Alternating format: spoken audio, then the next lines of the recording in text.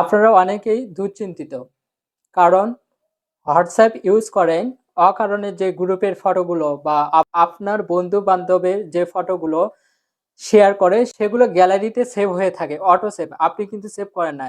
এটা কিভাবে বন্ধ করবেন সেই প্রসেসটা আমি এই ভিডিওটার মাধ্যমে শেয়ার করব। তো আপনারা এই ভিডিওটি না স্কিপ করে সম্পূর্ণ ভিডিওটি দেখতে থাকুন।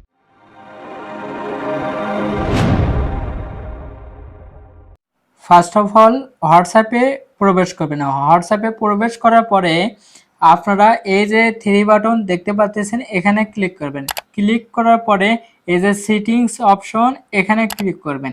সেটিংস অপশনে ক্লিক করার পরে এখানে নিচে দেখতে পাচ্ছেন চ্যাটস, এখানে ক্লিক করবেন। এখানে ক্লিক করার পরে মিডিয়া ভিজিবিলিটি, এখানে যে ওয়ান দেখতে পাচ্ছেন যে গ্রিন হয়ে আছে, গ্রিন হয়ে থাকলে বুঝবেন আপনাদের যে চ্যাট অবস্থায় কেউ যদি আপনাদের ফাইল শেয়ার করে বা পিকচার শেয়ার করে, সেগুলো কিন্তু অটোমেটিকলি ডাউনলোড হয়ে যাবে আপনার ফাইলে।